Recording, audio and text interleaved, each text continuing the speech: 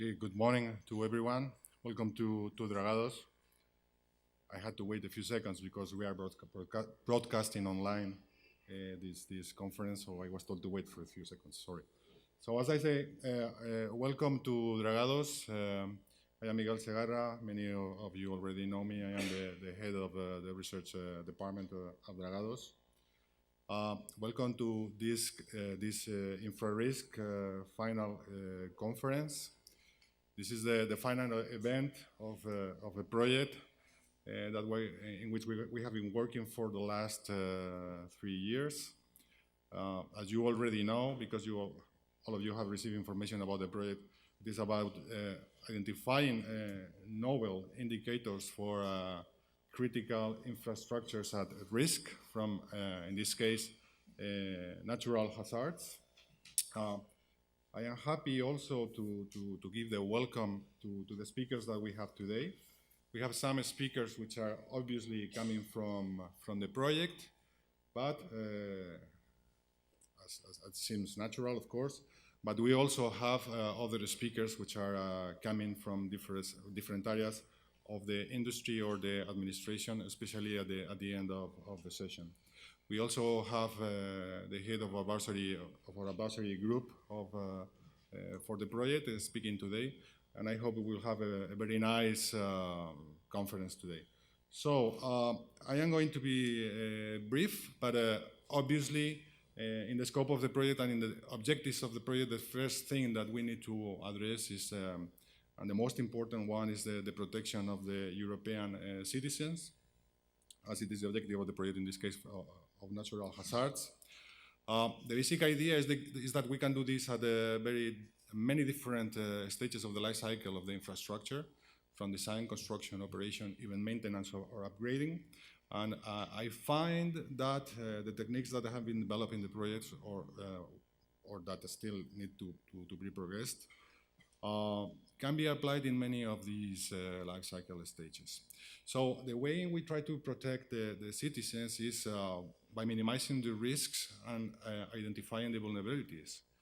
As it is obvious that all the human activities have an inherent risk, what we need to try to do is to minimize the risk and identify the weak points. Although this project has been funded by the Environment Program of the Framework Program 7 of the European Union, the Commission, I'd like to link it to the current Framework Program, to Horizon 2020. As many of you know, there is a societal challenge, which is number 4, which is dealing with a smart, green, and integrated transport. And if you read the documents from the Commission, you have here 2 main objectives in this societal challenge, which is to have resource-efficient transport, as you can read in the slide, respecting the environment, but also to have better mobility, less congestion, more safety and security. So we are dealing here specifically with the safety of the infrastructure, but at the same time, if we are able to achieve less vulnerable infrastructures, we will improve also mobility and we will have less congestion. And if we are able to prioritize our resources, we will be also more efficient in relation to the environment. So I also want to mention that in the European Construction Technology Platform, we are making a great effort to open our scope in what we call at the ECTP the built environment. And we have a very ambitious initiative which is led by the Infrastructure and Mobility Committee of the ECTP, which is also led by Dragados in this case. So we are also using some resources in trying to open the scope of activities that, as a sector, we are doing in the transport sector with the Commission. Okay. Finally, I'm going to be brief, as I said. I'm going to finish soon.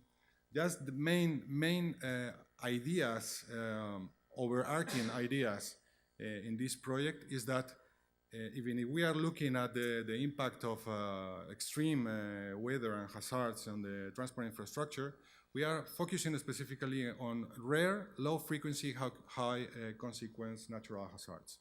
This is one of the things of the project, but it doesn't mean that we can't apply these techniques to other type of hazards which are not so rare or that will not have so high consequences. This is possible also.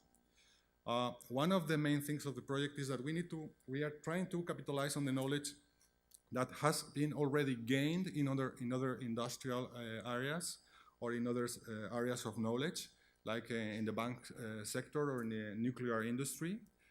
This is what you have for sure listened many times in the TV, what they call stress tests. We have heard a lot about the stress tests from the banking industry in the last years. Okay, so this is one of the main ideas of the project. Try to gain the knowledge for the project and the understanding that other areas have in this kind of knowledge. And finally, the objective, of course, is to be able to reinforce the assessment capacity of the European Union and on all the stakeholders around the transport industry in relation to the risks, the vulnerability, and the reliability of the transport infrastructure. This is, let's say, the final objective on the project. And why is this important? This is important for a number of issues and things, but basically you can think about the following things. This is important for increasing the resilience of the network. It is also important to be able to provide system redundancy in the case a hazard realizes. We need to try to provide redundancy to find alternative ways so we don't stop the network. It is also useful in order to prioritize the investment. We have defined budgets, limited budgets. We don't have infinite budgets. At the same time, I don't know if you've noticed, but the European population is getting older. That will mean in the future, probably, I don't know, less income from taxes. That means less public expense. And probably we will need to adapt the infrastructure that we have and this type of thing. So we need to prioritize the investment for hardening the infrastructure. And finally, as I said, this is also useful for different stages of the life cycle of the infrastructure, and it is also useful for the operation of the infrastructure. And these kind of techniques would also help to update crisis and emergency plans in advance, okay? Making them more reliable, more efficient in order to facilitate the use of the infrastructure. So as I said, this was my opening presentation, the welcome to all of you to these facilities of Dragados. I didn't want to enter into the details of anything of the project because I didn't want to spoil the presentations of the rest of the speakers, of course. So the first session it will be chaired by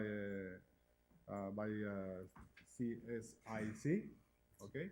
And I give you the floor, okay, to introduce the rest of the speakers. Thank you very much, okay?